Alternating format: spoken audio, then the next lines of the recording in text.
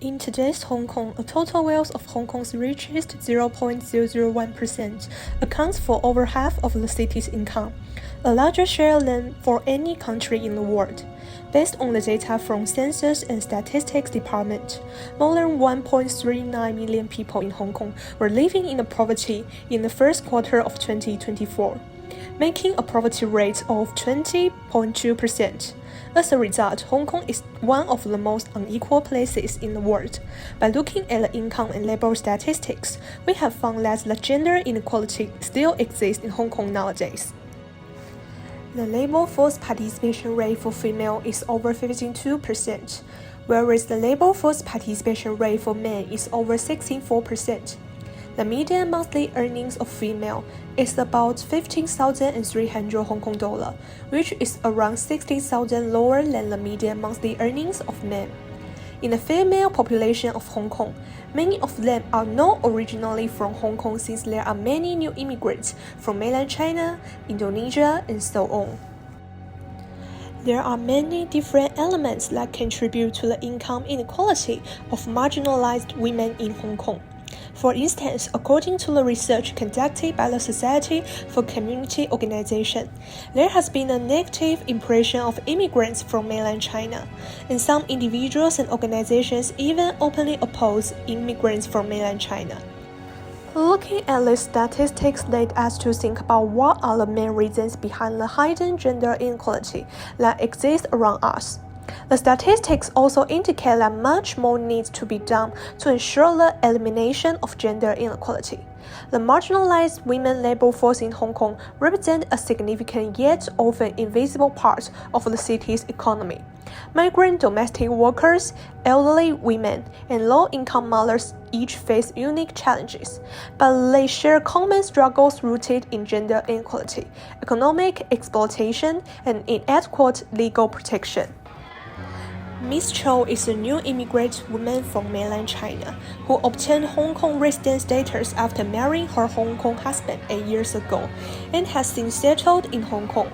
Through her description of her experience, we learned that when she first came to Hong Kong, she suffered a lot of setbacks in finding a job. Firstly, she graduated from a vocational school in mainland, but many companies in Hong Kong do not recognize such as qualification, so she could only work in the service industry at the lowest level. Secondly, she didn't speak Cantonese when she first arrived in Hong Kong, and she was not good at English, so she was unable to take up many positions, such as waitress, which require communication with customers in Cantonese. Moreover, her children were still young, and her family could not afford to hire a maid, so she could not work outside for a long time. In the end, she could only work part-time, earning 45 Hong Kong dollars per hour. This is a very low wage in Hong Kong, but in order to support her family, she had to continue to do this job. Poverty among women in Hong Kong, indeed, has been a long-standing issue. According to data in the year 2020, about 880,000 women, or 24.2%, were living below poverty line before any policy interventions. For men, in the same period, there are 716,000 in poverty, or 22.9%. This means that the gender disparity shows 120,000 more women in poverty compared to men. There are several reasons for this gap. The dual burden of domestic and caregiving responsibilities of women, especially for those coming from low-income households, make it hard for them to find stable full-time employment. In its place, many women wind up working in a casual or part-time jobs under contracts such as the infamous 4.18 contract, which require them to work 18 hours per week for only 4 weeks at a time. As in other countries, this kind of employment contract does not offer job security and labor protection that could further secure an already disadvantageous economic position. Data also reveals that women, particularly older retired women, are more likely to be living in economically inactive households than men. By this, it means households without any income from employment, placing women in such households at a high risk of poverty compared to the male counterparts.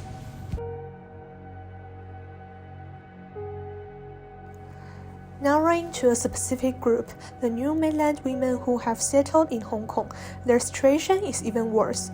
As shown from the following 2016 study, the median income of new immigrant women was 9,950 Hong Kong dollar, lower than that of new immigrant men, which was 11,880 Hong Kong dollar. And this income is also radically below Hong Kong's median household income and really shows the financial struggles of this group.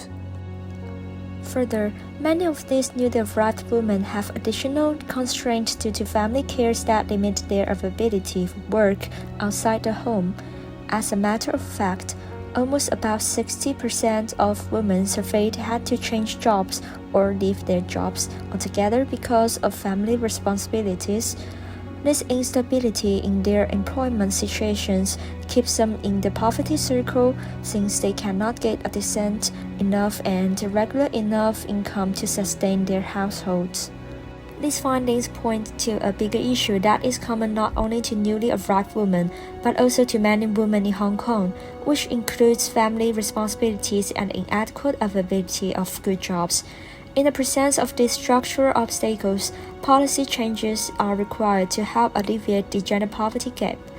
Some organizations like Oxfam, for example, advocate for family-friendly jobs with flexible working hours and more protection to enable women to balance work and family responsibilities.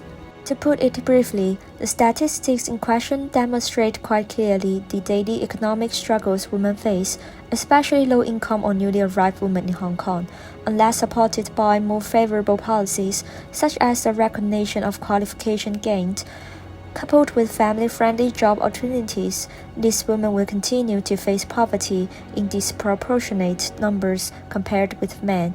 This is not only a gender issue, but also a social and economic one, in that a lack of support and recognition for women's roles at work and within the home leads to inequalities within society.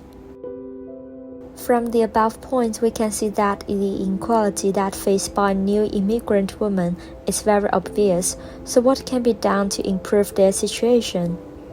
First, there is a need to improve legal protection to ensure that new immigrant women are not discriminated against in employment. For example, by amending the Race Discrimination Ordinance to protect new immigrants from discrimination, any enterprise that refuses to employ an applicant based on their nationality of origin rather than ability will be penalized to a certain extent.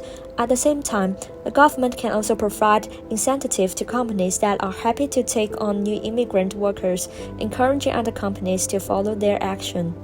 Enhancing the vocational ability and skills for new immigrant women is also necessary, and the government has improved employment opportunities by providing vocational training and education to equip them with more skills, thus adapting more kinds of jobs, and also gives them a chance to study the local language, help them successfully communicate with others in the workplace.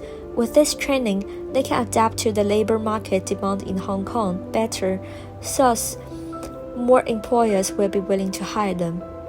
As many new immigrant women do not have the opportunity to participate in the workforce because they need to focus more on family care, we can encourage employers to provide flexible working hours, work from home options, and family care support to help new immigrant women balance their work and family responsibilities. Finally, it is important to change society's stereotypes and negative perceptions of new immigrant women. Many residents discriminate against new immigrant women because of their subjective perception of their lack of working ability, so we can raise awareness of the contributions of new immigrant women and change the public stereotypes of new immigrants through public information and education campaigns. Overall, in this video, we expose the unequal treatment of new immigrant women in Hong Kong's job market. We hope that through this video, we can raise the attention of Hong Kong society to this group and call on the government and social organizations to provide them with assistance, improve their employment environment, and create a more equal Hong Kong society.